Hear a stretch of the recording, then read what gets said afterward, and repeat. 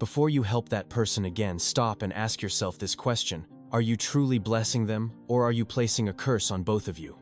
The Bible makes it clear that helping the wrong person is not an act of love, but a dangerous mistake. Many well-meaning people in America, Canada, and across Europe are draining their energy, finances, and even their faith because they don't know how to set godly boundaries. Jesus himself said no more than he said yes. He walked past some who begged for healing and allowed others to walk away from him. Why? Because indiscriminate helping is not compassion, it is enabling. And enabling destroys families, friendships, and communities. In the next moments, you will discover why wisdom is more important than blind generosity, and how saying no to the wrong person is often the most Christ-like choice you can make. Here are the 7 types of people you must stop helping if you want to live in freedom and honor God. Each one might look different on the surface, but the outcome is always the same. Your resources are wasted, and their life remains unchanged. The first type is the entitled person. They don't come to you with humility, they come with demands. Their language is not, "Can you help me, but you must help me." They see your time, your money, and your effort as a right they can claim whenever they want. When you say no, they become angry. When you give, they rarely show gratitude. Helping them does not build character, it feeds their pride. Setting a boundary is not cruelty. It is the only way to break the cycle of entitlement. The second type is the crisis addict. This person moves from one emergency to the next, always screaming for rescue, always pulling you into their chaos. But when you step back, you realize most of their crises are self-inflicted. They thrive on drama because drama guarantees attention.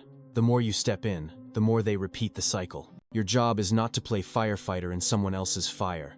Instead, let them face the consequences so they finally learn to plan instead of panic. The third type is the ungrateful taker. They receive your help, but act as if it was owed to them. No thank you, no acknowledgement, no reciprocation, even when they are able. Jesus himself noticed when only 1 leper returned to give thanks out of 10. If he cared about gratitude, so should we. Helping the ungrateful will slowly poison your spirit. You'll stop feeling joy in giving and start feeling used. The cure is simple.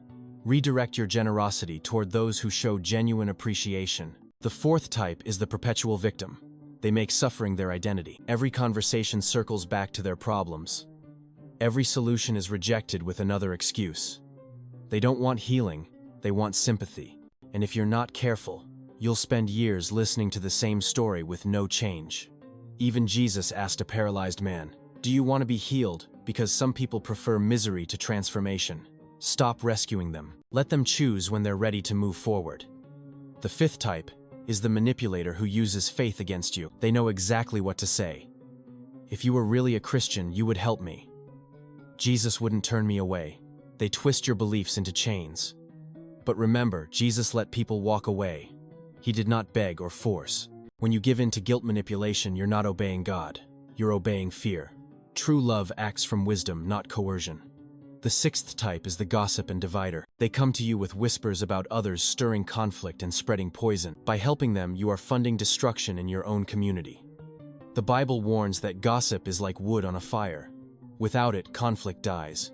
Protect your peace and refuse to be used as a channel for division. The seventh type is the rebellious fool. This person repeatedly rejects wise counsel, ignores correction, and runs back to the same destructive choices.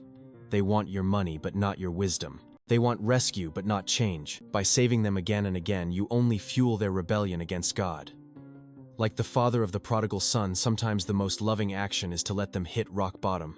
Each of these 7 types drains your energy and blinds you to the people God actually wants you to bless. When you stop enabling, you discover that your resources, your strength, and your compassion are freed for the humble, the grateful, and the teachable. That is where true transformation begins. Now that you know who not to help, the next step is learning how to discern who truly deserves your support. The first principle is humility. A person who asks with respect shows a heart ready to receive, while a person who demands exposes pride. The second principle is responsibility. Do they take ownership of their mistakes, or do they always blame others for their situation? The third principle is gratitude. Genuine thankfulness is a sign that your help will nurture growth rather than entitlement. The fourth principle is progress. Even small steps of change prove that someone values what you invest in them. And here is one more truth to remember: your own balance matters. If helping drains your peace and leaves you empty, it is not godly stewardship. When you measure people with these principles, you become free to say yes with confidence and no without guilt. When you begin applying these principles, powerful changes unfold in your life. The guilt that once came with saying no disappears because you realize boundaries are not selfish, but biblical wisdom. Your time, energy, and resources start flowing to people who genuinely change, and for the first time, you witness real transformation instead of endless dependency. You become a faithful steward of what God has placed in your hands, no longer drained by those who refuse to grow. Even more important, you rediscover the joy of generosity. Helping no longer feels like a burden but a privilege because you see lives moving forward. This is exactly how Jesus helped. He healed those who showed faith, he fed those who followed with hunger, but he did not run after everyone who turned away. By choosing wisely, you reflect his example. Saying no to the wrong person is actually saying yes to the right one. Today you face the same decision. You can keep pouring into people who resist change, or you can redirect your kindness toward those who are humble, grateful, and willing to grow. The choice is yours, and making it wisely will multiply both your impact and your peace.